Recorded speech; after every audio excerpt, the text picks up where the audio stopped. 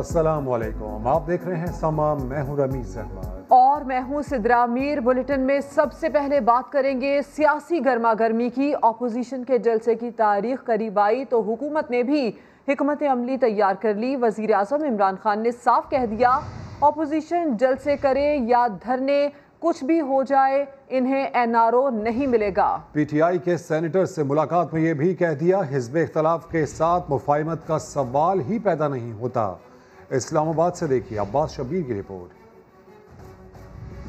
पहले ही कहा था लूट मार करने वाले सब इकट्ठे हो जाएंगे। अपोजिशन चाहे जितना मर्जी शोर मचाए, जितने मर्जी जलसे करें या धरने दें, उन्हें एनआरओ नहीं मिलेगा। वजीर आजम इमरान खान अपने दो टोक मौकफ पर डट गए। सेनेटर फैसल जावेद और जिशान खानजादा से मुलाकात में देरीना मौकफ दोहराते हुए कहा, हिज़्ब इख्तलाफ के साथ मुफाहमत का तो सवाल ही पैदा नहीं होता। मुलाकात में फिल्म और ड्रामा इंडस्ट्री की बहाली के लिए इस्लामी तारीख पर मबनी फीचर फिल्म्स और ड्रामे मकामी सतह पर बनाने पर गौर किया गया।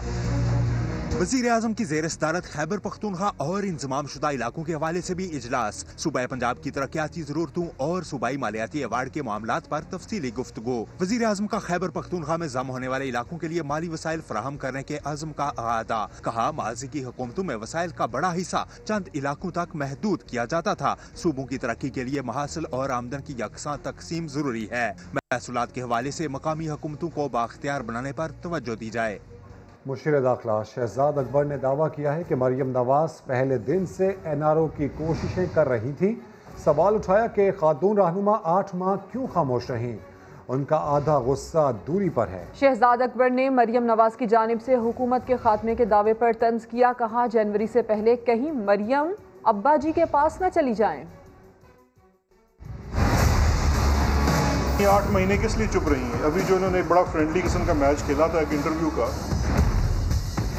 उन्होंने मीडिया पे इल्ज़ाम लगा दिया। जब भी किसी की ट्वीट होती है और मरियम जैसी की ट्वीट हो तो ये कुछ सवाल पैदा होता है कि आप लोग ना चलाएं। असल बात की तरफ आएँ। असल चीज़ ये थी कि फ्रॉम डे 1 आप एनआरओ के पीछे पड़ी हुई थी। आपको एनआरओ चाहिए था।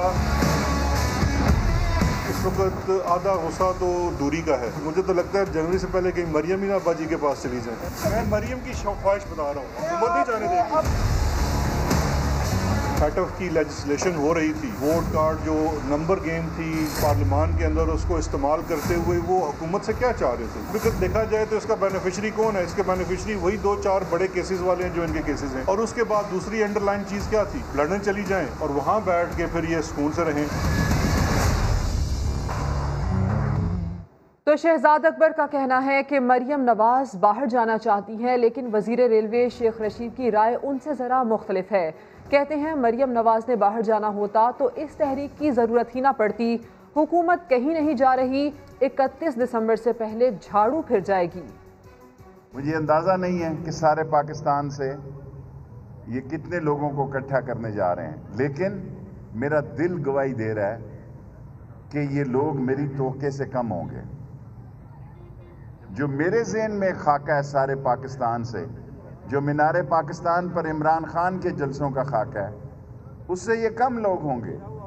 और शहबाज शरीफ तो फरमाइशी, उसने कहा मैं बेल वापस लेता हूँ। वो जोड़ो कराटे नहीं करना चाहते थे। 31 दिसंबर से पहले झाड़ू फिर जाएगा और 20 फरवरी तक सारी सूरत हाल नॉर्मल हो जाएगी और मार्च में सेनेट के इलेक्शन होंगे अल्लाह के हुक्म से।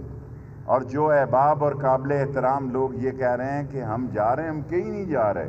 वज़ीर इत्तलात से नासिर शाह कहते हैं अपोजिशन जमातों के जलसों के बाद वज़ीर आज़म सदर को लिखेंगे कि असम्बलियाँ तोड़ दो, लेकिन सदर असम्बलियाँ नहीं तोड़ेंगे।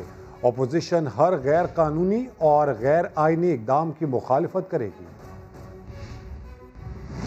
जलसों और ये जो निकले हैं चेयरमैन बिलावल भुट्टो जरदारी साहब, मरियम नवाज साहिबा, मौलाना फजल रहमान साहब, हमारे जो ANP के दो हैं वली खान साहब के जो बेटे हैं असफंद यार, और दीगर जो भी लोग हैं, आप देखिएगा कि अनकरीब ये प्राइम मिनिस्टर सदर को लिखेगा कि असम्बलियाँ तोड़ दो, क्योंकि ये समझेगा कि ये इसके बस की बात नहीं है। लेकिन उस पर भी अमल नहीं होने देंगे। हम ऐसा कोई काम नहीं होने देंगे जो गैर कानूनी हो और गैर आईनी हो। गुजरांवाला में लीगी क़यादत ने हर सूरत जलसे की ठान ली है। शाहिद खाकान कहते हैं कि जिना ग्राउंड में इजाज़त नहीं मिली तो GT रोड पर जलसा होगा।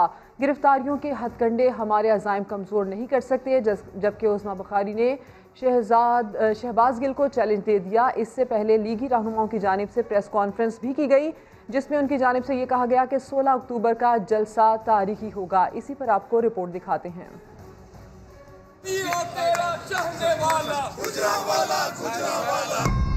16 अक्टूबर को PDM का सियासी पावर शो। नून लीगी क़यादत की तरफ से दी गई डेडलाइन खत्म होने में चंद घंटे बाकी।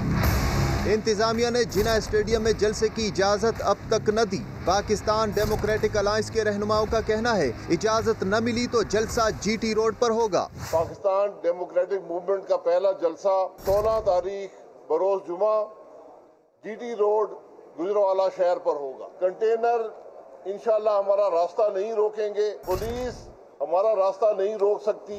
लीगी रहनुमा खुर्रम दस्तगीर बोले जलसा रोकने के लिए ओछे हथकंडे अब नहीं चलेंगे। जो लोग होर्डिंग्स लगाते हैं उनके मालिकान को पुलिस ने धमकियां दी हैं, तो इस किस्म के ओछे हथकंडों से और जालिमाना हथकंडों से ये जलसा रुकेगा नहीं।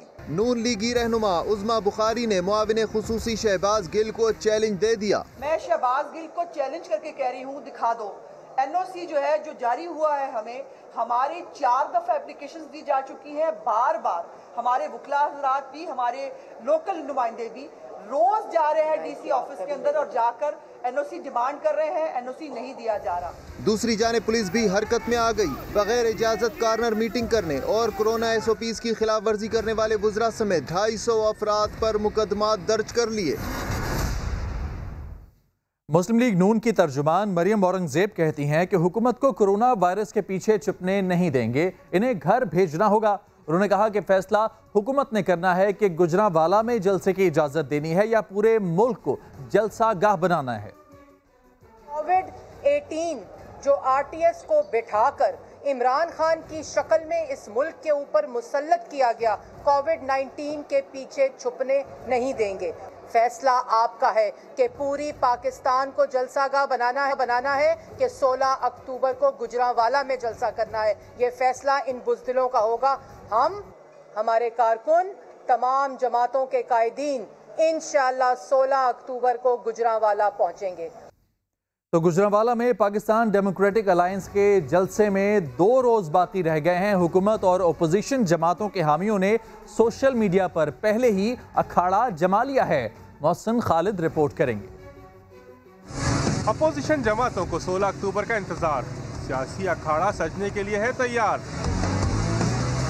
हुकूमत और अपोजिशन जमातों के हामी सोशल मीडिया पर आमने सामने आ गए। सरकारी मुलाजिम हो या कारोबारी शख्सियत, खिलाड़ी या फिर पहलवान, सब इस दिन का बेचैनी से इंतजार करने लगे।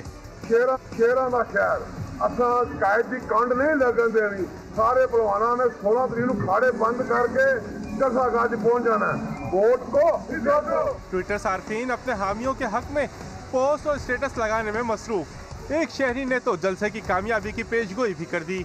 तमाम जो तशहीर है हम सोशल मीडिया पर ही कर रहे हैं।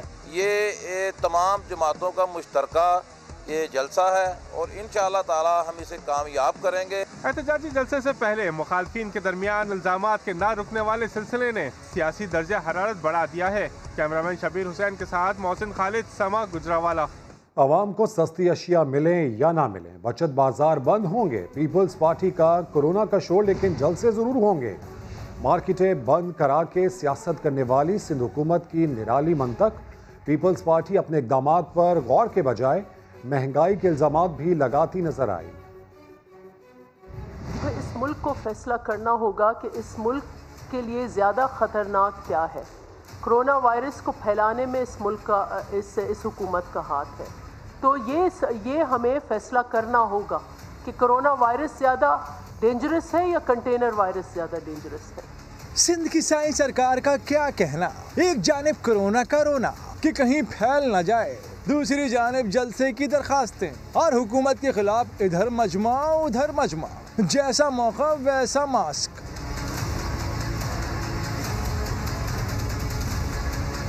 यही नहीं, एक जानिब महंगाई का रोना, जो महंगाई जो हदें पार कर चुकी है, इससे लोगों के आंसू निकल चुके हैं और जब लोग डेस्परेट होंगे तो फिर कानून वो जरूर हाथ में लेंगे।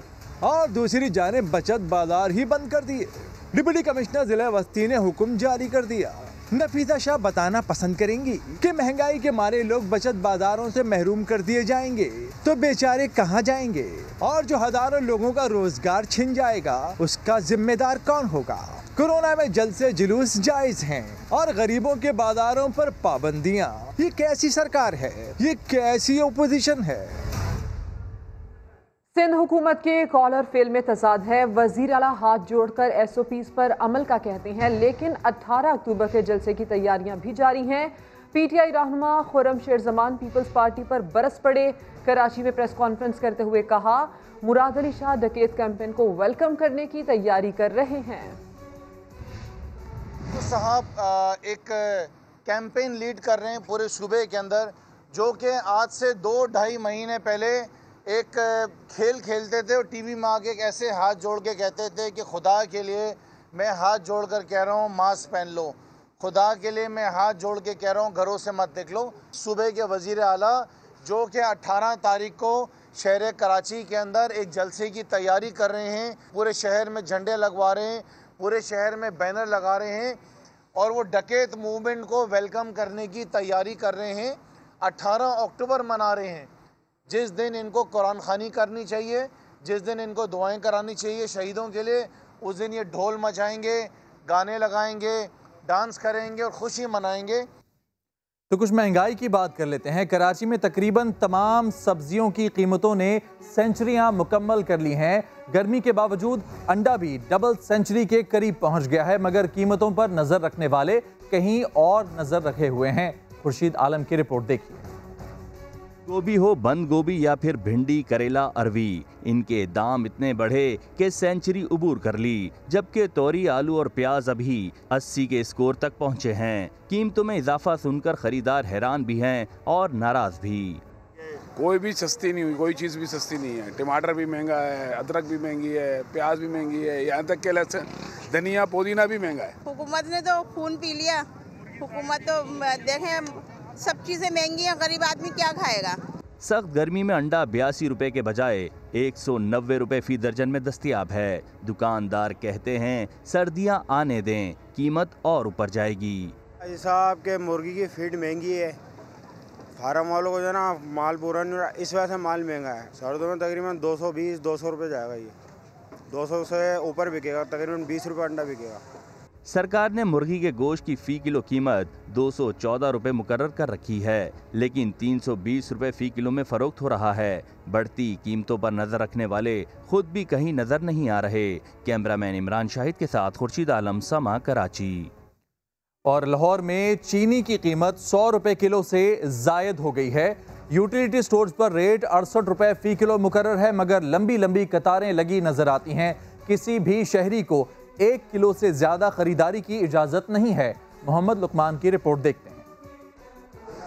चीनी महंगे दामों पर ही नहीं, सस्ते दामों भी मिल जाती है। इसके लिए जाना पड़ता है किसी यूटिलिटी स्टोर पर, जहां कतारों में लगकर चीनी 68 रुपए फी किलो खरीदना मुमकिन है, मगर साथ कुछ और सामान भी खरीदना जरूरी है। शहरी कहते हैं वो 32 से 42 रुपए फी किलो के फर्क की वजह से यहाँ आए हैं। 5 स्टोर फिर के फिर ये मुझे यहाँ से एक पैकेट मिला और बाजार से तो 110 रुपये मिल रही है। इसका तो ये फ़ायदा है ना, हम इतनी पैसे खर्च नहीं कर सकते। 42 रुपये का फ़र्क है सीधा सीधा। तमाम तर हुकूमती दावों के बावजूद ओपन मार्केट में चीनी की कीमत बदस्तूर 100 रुपए फी किलो या इससे जायद है, जिस पर दुकानदार भी परेशान है और ग्राहक भी। अकबरी मंडी 4880 रुपये रेट है, 20 रुपये कैरेज बढ़ जाता, 50 रुपये 30 रुपये, और ये बढ़ जाती है 98.5 रुपये किलो, और शॉपर लगा के 100 रुपये किलो पड़ती है। अवाम का कहना है कि हुकूमत यूटिलिटी स्टोर के अलावा ओपन मार्केट में भी कम कीमत पर चीनी की दस्तयाबी यकीनी बनाए, ताकि हर कोई आसानी से खरीद सके। कैमरामैन लियाकत बशीर के साथ मोहम्मद लुकमान, समा, लाहौर। महंगाई पर काबू क्यों नहीं पाया जा सका? क्या अफसरान ने वज़ीर आज़म को दुरुस्त रिपोर्ट पेश नहीं की? शाह महमूद कुरैशी की गुफ्तगू ने सवाल खड़े कर दिए। शाह महमूद कहते हैं कभी कभी अफसरान सब अच्छा की रिपोर्ट दे देते हैं। इमरान खान ने कारकुनान से कहा मुझे ज़मीनी हकाइक बताओ। मार्केटों और मंडियों में सर्वे किया गया तो कीमतें बताई गई निर्खों से ज़्यादा थी। मैं शुक्रिया अदा करना चाहूँगा अपने उन कारकुनान का जिनको वज़ीर आज़म ने कहा कि मुझे सही सूरत हाल बताओ, क्योंकि कई दफ़ा होता है जब अफसरान से पूछते हैं तो वो सब अच्छा की रिपोर्ट देते हैं और ज़रूरी नहीं है कि ज़मीनी हक़ाइक़ जो हैं वो सरकारी रिपोर्टों से मुताबिकत रखते हों। तो जब हमने कहा लोगों से और उन्होंने मार्केट में सर्वे करके मुख्तलिफ मंडियों में दुकानों पर रेट्स भेजे तो हम इस बात पर बिल्कुल उनके साथ इत्तफाक करते हैं कि जो कहा जा रहा था मार्केट में उससे कीमत ज़्यादा थी। तो जब तक आप हक़ाइक़ तस्लीम नहीं करेंगे आप सही मनसूबाबंदी नहीं कर सकते। अब आपको बताएं, मुस्लिम लीग काफ के तर्जुमान कामिल अली आगा ने नया पेंडोरा बॉक्स खोल दिया। आर्मी चीफ से अपोजिशन रहनुमाओं की 2 और मुलाकातों का इंकशाफ कर दिया। कहा गिलगित बल्तिस्तान पर मीटिंग से पहले भी मुलाकातें हुई जिसमें वो खुद भी मौजूद थे। समा के नुमाइंदे नईम अशरफ भट्ट को इंटरव्यू में ये भी कहा कि गवाह हूँ, नवाज शरीफ को जहांगीर करामत ने बचाया, लेकिन बाद में उन्होंने जनरल साहब से क्या कहा। क्या सब एक दूसरे को इस्तेमाल करने की कोशिश में है और मौलाना फजल रहमान इनके हाथों इस्तेमाल होने नहीं जा रहे। मैं लिख के दे देता हूँ। उन्होंने कहा मुआदा करो लिख के, ये ऑन रिकॉर्ड है, आप लोग मुझे रास्ते में नहीं छोड़ जाएंगे। बहुत सारे मामला चलते रहते हैं ना जी, अंदर खाते नहीं चलते, हर वक्त उम्मीद से रहते हैं। इस मुलाकात से पहले जो 2 मुलाकातें थी मेरी मौजूदगी में सारे मौजूद थे। शहबाज शरीफ मौजूद था, हकान अब्बासी भी मौजूद था, राजा परवेज अशरफ भी मौजूद था, बिलावल भुट्टो जरदारी भी मौजूद था। ये अपनी मुफाद के लिए कुछ भी कर जाते हैं, साजिशें भी कर जाते हैं। अलग-अलग मुलाकातें थी सारी। मुझे कोई मजबूर कर सकता है भाई तुम ज़रूर आओ। जब मुल्क के वकार को परागंदा करना हो अपने मुफाद के लिए तो ये सारी हरकतें करें तो मैं तो थू करूंगा। जरूरत होती है तो किसी वक्त चौधरी निसार जैसे बंदों को, फिर मोहम्मद जुबैर जैसे बंदों को इस्तेमाल किया जाता है। मैं प्राइम मिनिस्टर उसमें मौजूद था।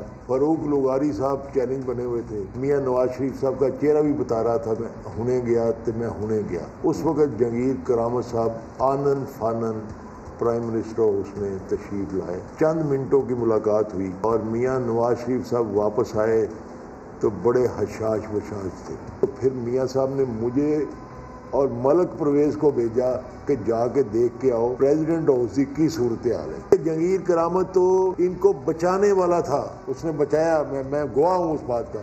उसके बाद उसके साथ क्या किया, हमारी कोई तमारदारी के लिए भी ना आए तो वो कहे कि मेरी ज़ियाफत में आ जाओ। तो हम रियासत के साथ खड़े हैं। हाँ तो फिर रियासत के साथ खड़े हैं। और आपका इत्तेहाद ऐसे नहीं है रियासत सारी जिंदगी रहेगा जी रियासत के साथ। और रियासत से मुराद रियासती इदारे ज़ाहिर है जी, रियासत हुकूमत से बड़ी चीज़ होती है।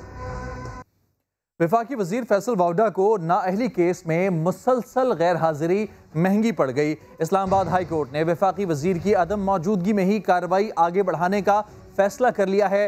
वफाकी वजीर ने दूसरी शहरियत कब छोड़ी, इलेक्शन कमीशन से कागजात नामजदगी का रिकॉर्ड तलब कर लिया गया। इस्लामाबाद से सुहेल रशीद रिपोर्ट करेंगे। वफाकी वजीर फैसल वावडा की नाअहली से मुतल्लिक केस, पीटीआई रहनुमा का जवाब न आने पर इस्लामाबाद हाई कोर्ट का बड़ा फैसला। पेश हो या ना हो, अदालती कार्रवाई अब नहीं रुकेगी। अदालत आलिया में समाअत के दौरान दरखास्त गुजार मियां फैसल के वकील जहांगीर जदून के दबंग दलाइल। कहा फैसल वावडा ने अदालत को मजाक समझ रखा है, बार बार अदालती अहकामात नजरअंदाज कर रहे हैं। फिडेविट जो है वो डिसऑनेस्ट से ली है। उसके अलावा इसकी लंदन के अंदर अभी 10-12 प्रॉपर्टी जो है वो ट्रेस आउट की गई। तो मैंने कहा कि अदालती निजाम पे आंसर है, 10 महीने के बावजूद जो है ये जवाब नहीं जमा कराना। जस्टिस आमिर फारूक ने रिमार्क्स दिए कि केस को सियासी ना बनाएं, ये कानूनी मामला है। अदालती अहकामात की खिलाफ वर्जी हो रही है, लेकिन हमें पता है केस को कैसे हैंडल करना है। इलेक्शन कमीशन के पास मुकम्मल रिकॉर्ड होगा जिसे देखकर ही आगे चलेंगे। वफाकी वजीर ने दोहरी शहरियत कब छोड़ी, अदालत ने इलेक्शन कमीशन से कागजात नामजदगी का रिकॉर्ड तलब कर लिया। करार दिया कि फैसल वावडा और उनके वकील की अदम मौजूदगी के बावजूद भी कार्रवाई बढ़ाई जाएगी। अगली समाअत 4 नवंबर को होगी। अफगान सरजमीन फिर पाकिस्तान के खिलाफ इस्तेमाल। बाजोड़ में सरहद पार से पाक फौज की चेक पोस्ट पर फायरिंग। हवलदार तनवीर शहीद और एक जवान जख्मी हो गया। इस्लामाबाद से उस्मान खान की रिपोर्ट देखिए। कराची में पुरानी सब्जी मंडी के करीब नामालूम मुल्जिमान की फायरिंग से एक शख्स जाँ बहक जबकि एक राहगीर जख्मी हो गया। मकतूल अनस के वालिद का कहना है कि उनके बेटे की किसी से कोई दुश्मनी नहीं थी। सऊद बिन मुर्तज़ा की रिपोर्ट देखते हैं। गुज़िश्ता रोज़ पुरानी सब्जी मंडी के करीब नामालूम मुल्जिमान की फायरिंग, नौजवान जान से गया जबकि फायरिंग की जद में आकर एक राहगीर मोटरसाइकिल सवार भी जख्मी हो गया। जाँ बहक नौजवान की शनाख्त अनस के नाम से हुई। मकतूल के वालिद का कहना है कि बेटा ऑटो इलेक्ट्रिशियन का काम करता था और 4 साल से रोजाना इसी तरह काम पर आता और जाता था। वह छोड़ के मैं जाता था, शाम को अपने उस्ताद के साथ आता 4 साल से। ये इलेक्ट्रिशियन गाड़ियों का।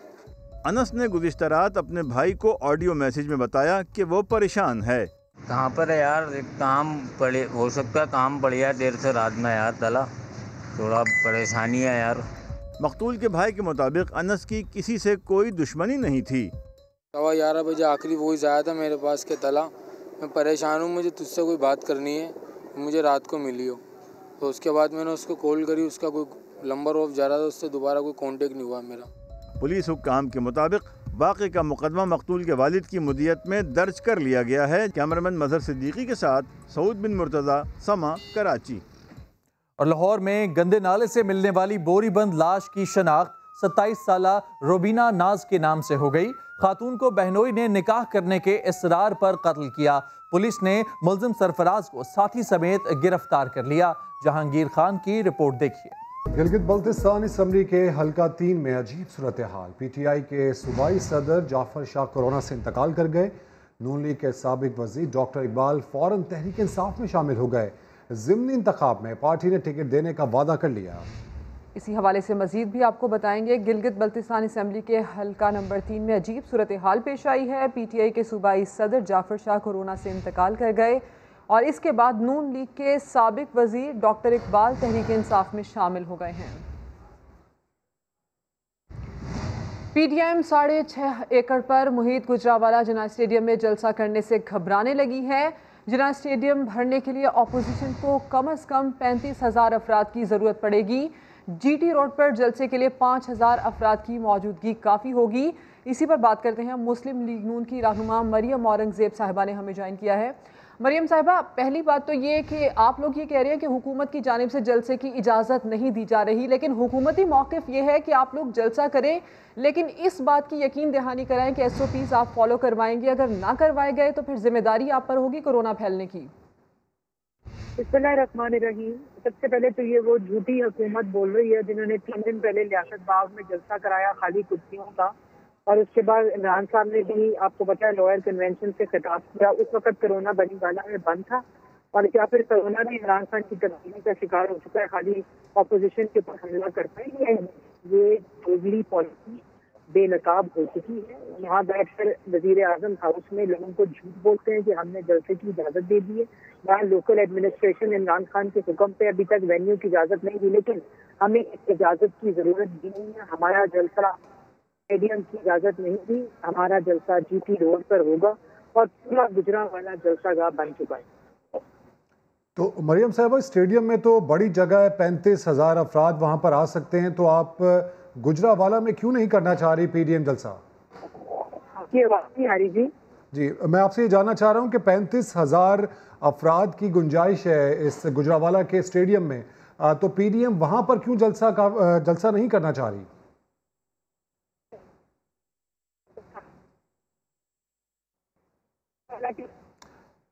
गालिबन मरियम औरंगजेब की ये लाइन इस वक्त ड्रॉप हो गई है। आपको बताएं कि क्या PDM गुजरावाला के जिला स्टेडियम में जलसा करने से घबराने लगी है? इसी पर मजीद बात कर लेते हैं समा के नुमाइंदे मोहसिन खालिद से।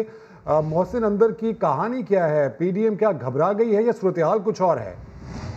बिल्कुल यही सूरत हाल है कि PDM जो है वो कतराने लगी है, क्योंकि जो जिना स्टेडियम गुजरावाला है ये 6.5 एकड़ पर मुहित है और इस स्टेडियम को भरने के लिए कम से कम अपोजिशन जमातों को जो है 35,000 अफराद की जरूरत पड़ेगी, जो कि आसानी ऐसा होता नजर नहीं आता। इसके लिए बहुत ज्यादा मेहनत करना पड़ेगी और बड़े लीडर्स का यहाँ पे होना जरूरी है। और जबकि जीटी रोड जो है जहाँ पे जलसा इन्होंने ऐलान किया है, इकबाल हाई स्कूल के सामने जो है तजवीज है कि वहां पे जलसा किया जाए, वहां पे अगर 5,000 अफराद भी मौजूद होते हैं तो वो बहुत ज्यादा जो है लगते हैं, क्योंकि मामूल का रश भी होगा और लोग आ जा रहे होंगे। उसके बाद यहाँ पे अगर 5,000 सिर्फ जीटी रोड पे खड़े होंगे लोग तो उसको खासा ज्यादा जो है बड़ा जलसा मतलब उसको जाहिर होगा।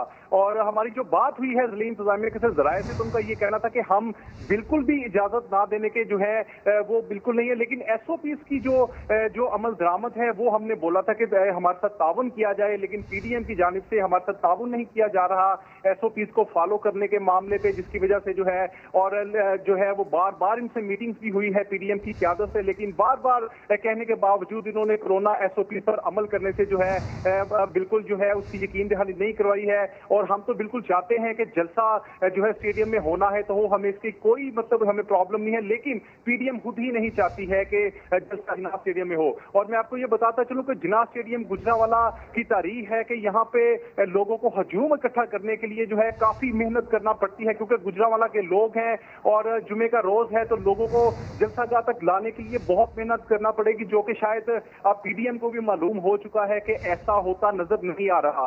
जो छोटी छोटी कॉर्नर मीटिंग्स हो रही हैं उसका सिलसिला जारी है। नून लीग की मरकजी और सूबाई क़यादत भी जो है वो यहाँ पे गुजरांवाला में मौजूद है। मुसलसल रोजाना 3 से 4 जो कॉर्नर मीटिंग्स की जा रही हैं, लेकिन इसके बावजूद क्राउड उस तरह का इकट्ठा नहीं हो पा रहा कॉर्नर मीटिंग्स में, जिसको देखकर ये अंदाजा लगाया जा सके। मोहसिन, लीगी रहनुमा आज प्रेस कॉन्फ्रेंस कर रहे थे, उसमें उनकी जानिब से ये भी कहा गया कि जलसे में जाने के लिए जो रास्ते हैं वहां पर कंटेनर्स लगाए जा रहे हैं, रुकावटें खड़ी की जा रही हैं, क्या दुरुस्त है ये? जी बिल्कुल, कंटेनर्स यहाँ पे मंगवाए गए हैं, लेकिन जो जिले इंतजामिया से हमारी बात हुई है उनका ये कहना है कि हम जीटी रोड को ब्लॉक करने की किसी भी सूरत में जो है इजाजत नहीं दे सकते। ठीक है मोहसिन, आप हमारे साथ ही रहिए। लीगी रहनुमा उज़मा बुखारी साहिबा ने हमें ज्वाइन किया है। उज़मा साहिबा, ये बात समझ में नहीं आ रही कि जब एक बड़ी जगह आपको जलसे के लिए मिल रही है, स्टेडियम की जगह जहाँ पर 35,000 से ज्यादा लोगों की गुंजाइश है, तो फिर आप जीटी रोड पर जलसा क्यों करने जा रहे हैं जहाँ पर सिर्फ 5 अफराद या इससे कुछ ज्यादा लोग आ सकते हैं? क्या वजह है? कोई डर है, कोई खौफ है कि आप ज्यादा लोग इकट्ठे नहीं कर पाएंगे? मुझे तो हैरत है कि आपने ये क्या बात क्या की है। पहले तो ये बताइए कि इजाजत कहाँ मिली है, आपको मालूम है कि इजाजत मिल गई है? और दूसरी तरफ आप ये कह रही हैं कि यानी कि उसमें साहब आप ये कह रही हैं कि अभी तक हुकूमत की जानिब से इजाजत नहीं मिली है ना। आपने सवाल कर लिया, मुझे बात पूरी करने की इजाजत तो दीजिए ना। हमें कोई आज तक NOC नहीं मिला। हमारे 4 दफा एप्लीकेशन DC ऑफिस में दी जा चुकी हैं। DC साहब हमें मिलने के लिए भी तैयार नहीं है और रोज हमारे बेचारे अहदेदार जाके DC ऑफिस में बैठ जाते हैं कि जी बताइए हमें स्टेडियम की जो है इजाजत दे दीजिए। एक तरफ कह रहे हैं इजाजत दे दी है, दूसरी तरफ कोई NOC कोई इजाजत। और जो हो रहा है जिस तरह से कंटेनर्स को पकड़ के खड़ा किया जा रहा है, लोगों के घरों पर रेड हो रहे हैं। अच्छा उज़मा साहिबा, आपसे पहले मरियम औरंगजेब साहिबा हमारे साथ थी, वो बात कर रही थी, वो ये कह रही थी कि हमें किसी इजाजत की जरूरत नहीं है, हम तो हर सूरत जलसा करेंगे, जीटी रोड पर करेंगे। तो क्या जीटी रोड पर इजाजत मिल गई आपको?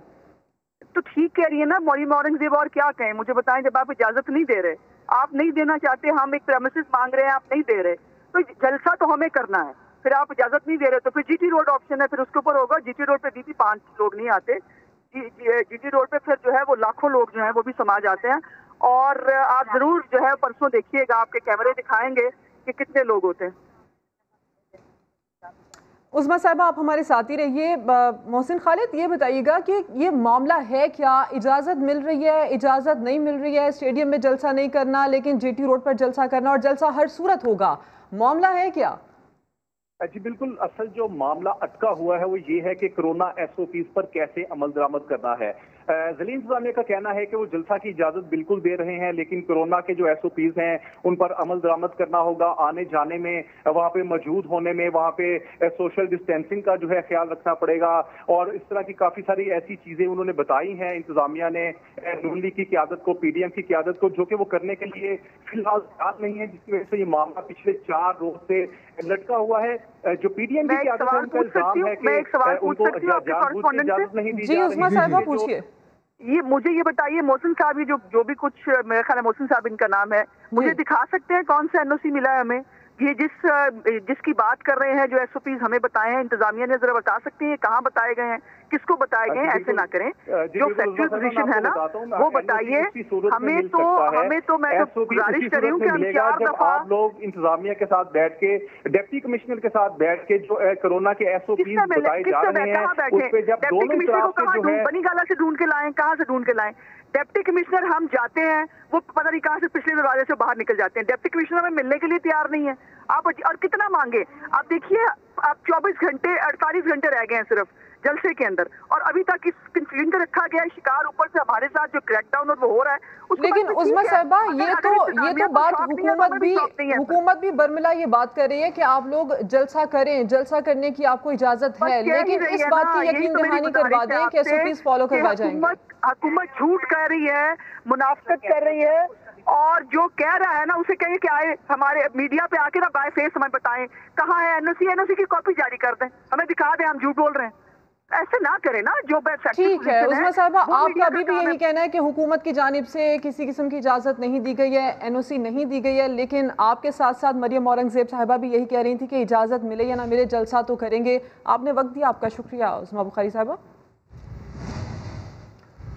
पूछे बगैर ज़मीन क्यों बेची? साबिक वज़ीर आला सिंध गौस अली शाह ने अपने बेटों और बेटी से लाताल्लुकी का ऐलान कर दिया, मुकदमा भी दर्ज करा दिया। कहा इजाज़त के बगैर ज़मीनें फरोख्त की गई हैं।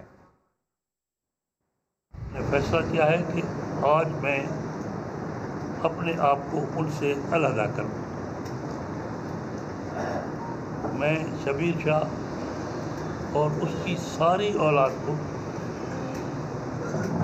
अली हैदर शाह और उसकी सारी औलाद, और मेरी छोटी बेटी शाहिदा फातिमा और उसकी सारी औलाद को लादावा करता हूँ, आग करता हूँ। आज के बाद कोई भी ताल्लुक नहीं है। और क्या CSS करने वाले कानून से बालातर हैं? मुल्जिमान की गिरफ्तारी में तफरीक से करप्शन के खिलाफ जंग में नाकामी हो रही है। सुप्रीम कोर्ट ने नैब को साबिक सेक्रेटरी UC रवात की प्ली बार्गेन की दरख्वास्त पर फैसला 1 माह में करने का हुक्म। जुल्करनैन इकबाल रिपोर्ट करेंगे। गैर कानूनी भर्तियों और करोड़ों की करप्शन के मुल्जिम साबिक secretary union council Rawat Javed Chaudhry की दरखास्त जमानत पर समाअत। सुप्रीम कोर्ट का 4 शरीक मुल्जिमान की अदम गिरफ्तारी पर इजहार बरहमी। प्रोसिक्यूटर ने मौक़िफ़ अपनाया है कि शरीक मुल्जिमान CSS पास असिस्टेंट कमिश्नर्स हैं, जिनमें खवातीन भी शामिल हैं। जस्टिस काजी मोहम्मद अमीन ने पूछा, क्या CSS करने वाले कानून से बालातर हो गए? क्या CSS वाले मुल्जिम नहीं? अगर हैं तो गिरफ्तार क्यों नहीं हुए? नैब की इम्तियाजी पॉलिसी की वजह से ही करप्शन के खिलाफ मुहिम में शिकस्त हो रही है। क्या इस तरह करप्शन खत्म हो सकती है? अदालत ने मुल्जिम की प्ली बार्गेन के लिए दायर दरखास्त पर नैब को 1 माह में फैसले का हुक्म देते हुए समाअत मुलतवी कर दी। जस्टिस काजी मोहम्मद अमीन ने जाली अकाउंट्स केस के मुल्जिम उमैर की दरखास्त जमानत पर भी सख्त रिमार्क्स दिए। कहा, करोड़ों रुपए मुल्जिम के अकाउंट में आ और जा रहे हैं। मुल्क के साथ ये क्या मजाक हो रहा है? जुल्करनैन इकबाल, समा, इस्लामाबाद। कौमी क्रिकेट टीम के हेड कोच मिसबाह उल हक ने चीफ सेलेक्टर का ओहदा छोड़ने का ऐलान कर दिया। कहा, अब कोचिंग पर पूरी तवज्जो देंगे। उन्होंने बताया कि ये उनका ज़ाती फैसला है। वज़ीर आज़म से मुलाकात ओहदा छोड़ने की वजह से नहीं, किसी ने ओहदा छोड़ने पर मजबूर भी नहीं किया। और मिसबाह उल हक के जाने के बाद मोहम्मद अकरम को नया चीफ सेलेक्टर बनाए जाने का इम्कान है। क्रिकेट बोर्ड ने बॉलर से राब्ता किया है। मोहम्मद अकरम 9 टेस्ट मैचेस और 23 वनडे मैचेस में पाकिस्तान की नुमाइंदगी कर चुके हैं। मोहम्मद अकरम बॉलिंग कोच के ओहदे पर भी फाइज रहे हैं। मिसबाह उल हक के चीफ सेलेक्टर का ओहदा छोड़ने के बाद वो ओहदे के लिए फेवरेट उम्मीदवार हैं।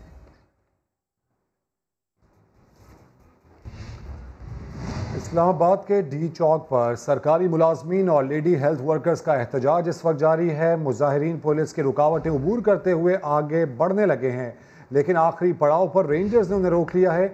मुजाहिरीन वहां पर धरना देकर बैठ गए हैं। तो इस्लामाबाद में ये सूरत हाल है, जहां पर डी चौक पर इस वक्त धरना दिया जा रहा है। सरकारी मुलाजमीन और लेडी हेल्थ वर्कर्स की एक बड़ी तादाद है जो कि डी चौक पर मौजूद है। इसी पर अपडेट्स हासिल करेंगे। समा के नुमाइंदे आदिल तलौली हमारे साथ मौजूद हैं। आदिल, ये भी बताइएगा कि मुतालिबात हैं क्या और इस वक्त सिचुएशन क्या है? आज देखें, आल पाकिस्तान सरकारी मुलाजमीन की जानब से आज डी चौक पर जो है सुबह से एहतजाज जारी था और धरने के जो कायदीन हैं उनकी जानब से यहाँ पर धरना देने का ऐलान किया गया है और कहा गया है उस वक्त तक ये धरना ख़त्म नहीं होगा जब तक उनके मुतालबात पूरे नहीं होंगे।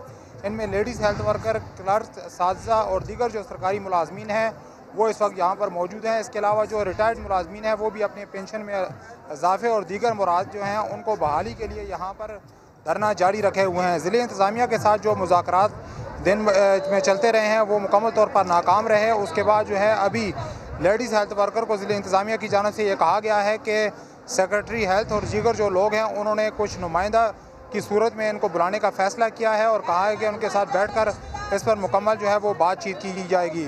और तमाम महकमों के जो सरकारी मुलाजमीन हैं इनमें मर्द, ख़वातीन और इसके अलावा बुज़ुर्ग जो मुलाजमीन हैं वो भी यहाँ पर शुमार हैं। इसके अलावा रिटायर्ड मुलाजमीन जो हैं वो भी खासी तादाद में मौजूद हैं और उनके ये मुतालबात और मुजाहिरीन का ये कहना है कि मुतालिबात की मंजूरी तक एहतजाज जारी रहेगा। आदिल तनोली, अपडेट करने के लिए आपका शुक्रिया। आगे बढ़ते हैं। अमेरिका के सदारती इंतखाबात आखिरी मरहले में दाखिल हो गए हैं। डेमोक्रेट उम्मीदवार जो बाइडन को रिपब्लिकन उम्मीदवार डोनाल्ड ट्रंप पर 17 पॉइंट्स की बढ़तरी हासिल है। एक ब्रेक के बाद आप देख सकेंगे प्रोग्राम 7 से 8। देखते रहिए समा।